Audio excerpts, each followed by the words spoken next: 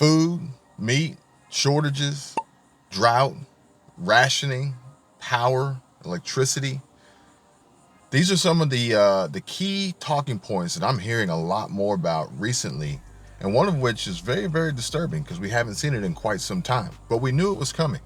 I'm going to show you an email that I received from a viewer, a subscriber, who shared some shocking footage of what they found, some images of what they found.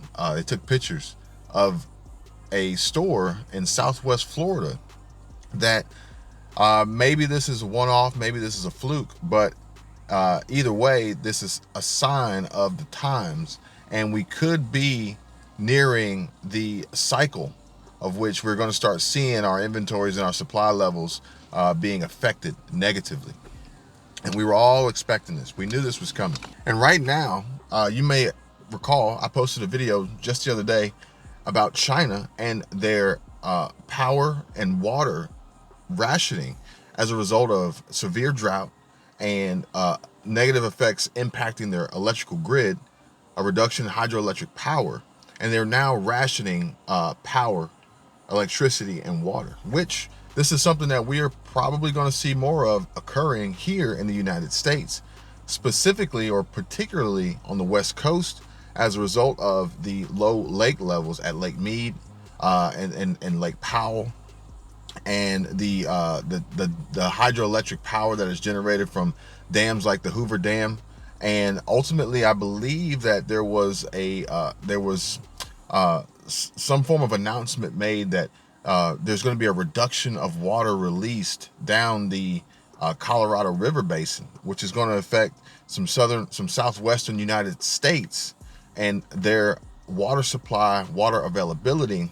And ultimately, I would anticipate some water rationing coming very, very soon, as they're already at critical levels, reaching dangerously low dead pool levels, which could ultimately put them in a position where they cannot, the water levels will be too low to produce the hydroelectric power needed for the region.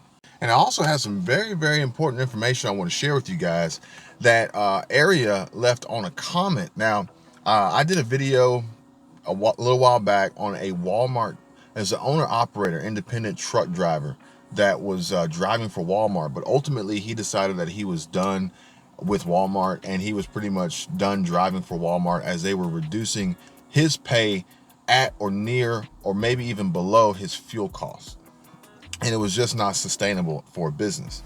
And there was a comment on his video that really made me sit and think about what's going on. We know what's going on, but this really put it into perspective. It said Walmart annual gross profit for 2022 was $143.754 billion, a 3.5% increase from 2021. Walmart's annual gross profit for 2021 was $138.836 billion, which was a 7.3% increase from the previous year. And from that previous year, Walmart's annual gross profit was $129.359 billion. Yet another increase from 2019. But yet they don't want to pay the drivers. So let that sink in. It's the drivers that deliver the freight that makes the company money. Greed is at an all-time high. And this is a true statement. It's a true statement because it's not like these numbers show a constant decline in profits for the mega retailer for the last few years. It shows a constant increase in profits for the major retailer for the last few years, yet they're not spreading the wealth, so to speak, and finding new and exciting ways to cut back and reduce pay for the employees, for the drivers. And ultimately this is having an effect on us and our supply chain, and our workforce, the truck drivers, the owner operators.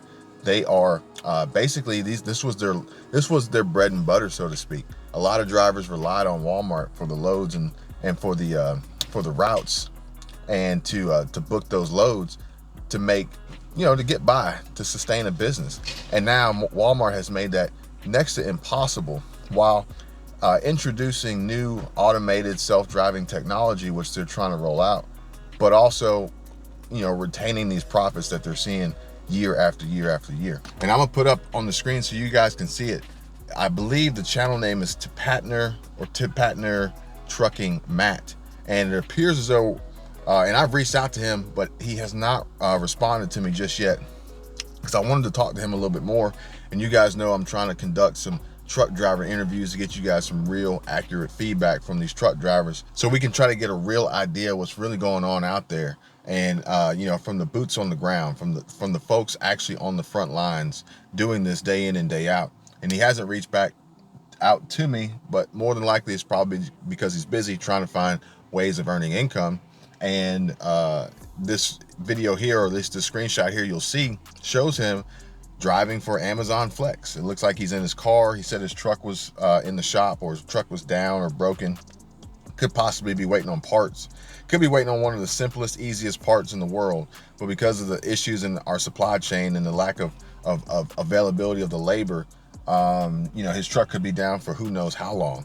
I know that diesel mechanics are in short supply, and it seems like a lot of the dealerships kind of took the diesel mechanics for granted, and then the diesel mechanics decided, hey, I'm done with this, I'm moving on. And maybe it was over a minor pay increase or some means of keeping up with inflation for a cost of living adjustment.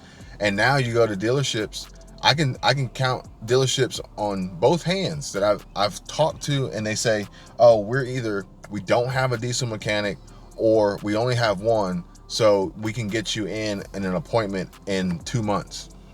So he could find himself in a situation like that where he just needs minor basic maintenance and repair on his truck.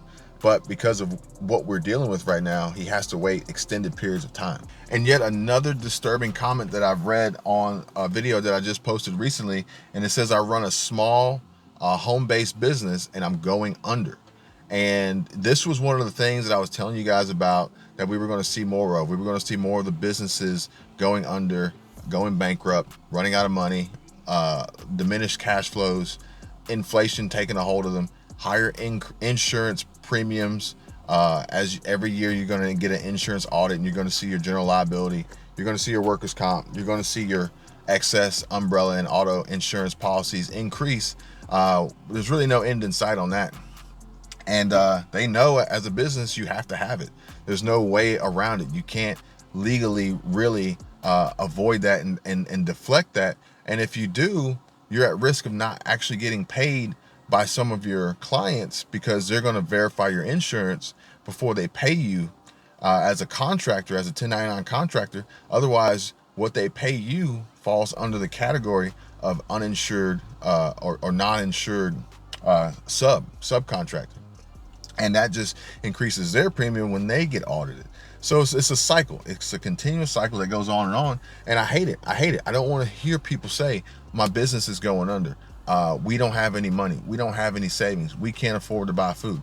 We're living paycheck to paycheck. This is terrible. This is not what we need as a country. This is not what we need as a society, where this is the general conversation that we're having day in and day out. But it is a great time to have the conversation of starting a small business, starting a side hustle, generating passive income, because this is not the end. This is just an evolution. And somebody actually asked me in a previous video on a comment, and they asked, and it was, can you discuss some recession-proof businesses that are insulated from this? And there was a reply on that the healthcare industry was pretty much recession-proof, which I like healthcare. I really do, especially for the fact that they bill insurance. So you're almost guaranteed to get paid. And for the fact that, sickness and illness is manufactured, like, it's pretty much like a revolving door. You're always going to have business, which is great. But as an employee in that sector, the biggest thing that's going to determine whether or not you are recession proof or not is going to be your willingness to play ball. And I can tell you right now that if I was in that sector, I would not survive, because I'm not going to play ball. I can't travel certain places. I can't cross certain borders. I don't have the required stamps and passports and proof and cards to allow me certain places, and I never will. So if you're not willing to play ball, then even though healthcare would be a great industry to be in that's semi-recession proof, depending on your role, depending on your position, because you got to remember, automation and technology is out to replace a lot of human beings. So that's always a factor. You got to consider that. I think they even have robots doing surgery now. So you gotta be mindful of that. But at the same time, if you are a human component and you are in a pretty safe niche of the healthcare market, you still got to know that you're going to have to play ball if you want to stay there. But we can go into some other businesses and other business ideas on future videos and discuss some great opportunities that are out there for people who are wanting to expand on their business, maybe purchase a business. This may not be a bad time to get a business at a discount and start a business, expand on a business. So we can discuss that. And there are multiple ways that you can start a business, and you can start it on the side by yourself, pretty much just a sole proprietorship. It'll be an LLC for protection purposes, but you'll be the only employee. And from there, you can start building that business, becoming self-employed, moving over into the business owner quadrant or corner of the cash flow quadrant, and then ultimately onto investor, which is where the big money is made. And in the business owner investor arena area or side of the cash flow quadrant, typically words like inflation and market corrections, market crash, and things like that don't really bother you too much. Especially, you say, well, Kevin, if I'm an investor and I hear the words market crash, that can't be good. True, but because you are an investor, that doesn't mean you're going to be investing in just one thing. And this is where the diversity comes into play. Having that diversity as a business owner, having the diversity as an investor will help to further insulate you and protect you against some swings in the market. And, odds are that by having good, solid, proven diversification, when these swings occur, more than likely you're going to be on the upside. Let's just say you have 5 investment vehicles and there's a swing, and let's just say two are affected negatively. The other 3 could see growth beyond how much the other 2 were affected negatively, and you're still coming out on top. And then, as a business, you're going to use the negative impacts on these 2 investment vehicles as tax benefits for your other businesses, because the government, the IRS, which the IRS is increasing their workforce, 80 something thousand new IRS employees. They're all about taking theirs when there's profit, but at the same time you are still due and rightfully owed yours when there's loss. And these are some important factors we need to consider as businesses. But let's think about this. We're moving towards a date, and this Inflation Reduction Act is part of this, and I'm going to go into that in a future video and expand on that a little bit more, because I just put up that video about the talking about the employees, especially those at Walmart and Target and things like that. And I got a lot of questions on that one about cryptocurrency and digital currencies and what's happening in December, and we're going to talk about that. But think about it. We got the Inflation Reduction Act. We got an increase in IRS employees in training. For some reason, they're investing in weapons and artillery and deadly force training and ammunition. But we're also seeing a push and a transition over to digital currency. So, and a reduction in cash, whether it be use of cash or availability of cash from the banks, because the IRS is going to want their cut. They want it. Much like the CBD market, the only reason that was able to get where it is today is because the IRS was able to get their cut, plain and simple. And you got to think about it. If we're making a push for the central bank digital currency, CBDC, then we need, or we don't need it, but ultimately we're going to have this increased IRS workforce to be able to manage and mitigate and process this whole new form of currency to get their cut. You see what I'm saying? So, and on top of that, somebody commented that there are businesses now that are limiting processing, whether it be a credit card or debit card, to over $10 on a transaction, because they're tired of paying the fees. So we're seeing businesses wise up, trying to move the cash at the same time that the government and the banks are trying to pull back away from cash. Meanwhile, we're seeing an increase in the IRS firepower, for lack of better words. We're seeing an increase in IRS firepower to be prepared for digital currency, central bank digital currency. So this is a really, really interesting time that we're in. And much like before, look, we've seen a recession before. 2008, we saw a recession. And guess what? We're still here. We're still here. So we can survive this. We can make it through this. We can make it past this. But, you got to have a plan. You got to have a strategy. And, not everybody knows everything. The smartest thing you can do in business is when you start a company, when you start a business, the smartest thing you can do, the best thing you can do, and this is not financial advice, it's just me talking and repeating things that I've heard over the years, but things that I've done. The best thing you can do is hire somebody smarter than yourself. So we've seen this before. People have seen this before. You need a network of people, a community, a group, a family of people, like-minded individuals willing to help you who have seen these before, who can help you navigate this and come out the other side whole.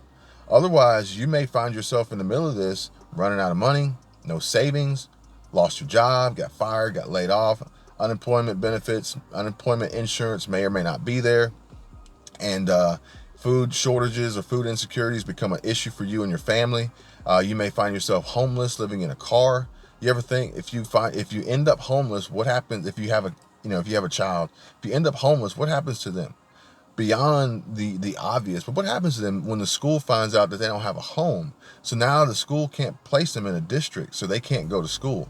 So there's so many issues that are compounded on top of all these problems that can be avoided if you take the steps, to the actionable steps to prepare yourself for them, and not let them bring you down, not let them stop you, because they're going to happen, but you don't have to let them just ruin everything that you've worked so hard for. And you can. There's so many people out there who think that they can't, but you can. This is not a motivational speech. It's not, me trying to, just hype up the crowd. I'm just saying that you can. If you think you can, you can. If you think you can't, then you can't. It's like as simple as that. Your biggest obstacle is yourself, basically. But somebody asked me or commented and said, how do you prepare? How do you buy more? How do you invest? How do you stockpile? How do you do anything when you can barely get by week to week? Well, we got to get you past barely getting by week to week. Whether it is adjusting your budget, whether it's making you more money, or a combination of the two, we need to make that happen. Because there's no reason why, even at the lowest education level, that you cannot begin to earn enough to live above the poverty line. So just putting that out there. I'm gonna bring you guys another update real soon on some really important information I think is going to help you guys financially, help you with your bank accounts, help you with your portfolios, help you with your investments, help you create a side hustle, passive income stream, beat this inflation, and be ready for the rebound where you can capitalize on some of these discounts and some of these lower prices that are going to be hitting the markets real soon. You guys check out the videos. I don't know all the channel names right now, but there's some good channels out there that I'm subscribed to. If you look and see who I'm subscribed to, you'll see them, and they're providing valuable information about trends on the market and what's coming and what to expect and how to be ready for them, how to be prepared for them, because that's what's going to allow you the ability to grow. You're not, let's just say 9 times out of 10, you're not going to get rich. 9 times out of 10, you're not going to become a millionaire by working for someone else. You're going to have to start your own business. You're going to need some form of business. You're going to need an investment or a few investments, and that's what's going to allow you to get rich. Now, there's a 10% chance. Let's say there's a 10% chance, 1 out of 10, that you can work for somebody, make $300,000-$400,000 a year, possibly get lucky, maybe fall into some money somewhere, scratch the right lottery ticket, who knows? But for the most part, 9 times out of 10, you're going to have to get past the employee mindset and get into the business owner mindset and the investor mindset in order to really build wealth. And even if that wealth isn't millions and millions of dollars, it could just be you getting to a point of you generate your own income through your own businesses and your own investments that puts you at earning $150,000 to $200,000 a year, which is the number we spoke about in the last video. About at that point, you really shouldn't be affected by what's going on with inflation and the gas prices and fluctuations like that. You should be pretty well off at that point. But from there, then you can take it to the next level and start really building wealth, really building big money, getting your portfolio, you're getting your net worth to a point at which it's now, 100 grand, 200 grand, 300 grand, $500,000, to the point at which you can retire. You have funds. Not only do you have the funds and the net worth to retire, but you also have the investments and the businesses owned in your portfolio that are putting you in a position of passive income, so that when you do retire, you still make money. You still make money. So we're going to talk about that in future videos. If you want to know more, subscribe to the channel, give it a like, comment below. Links in the description. If you want to hit me up, go for it. And I'll see you guys soon. Take care. Bye.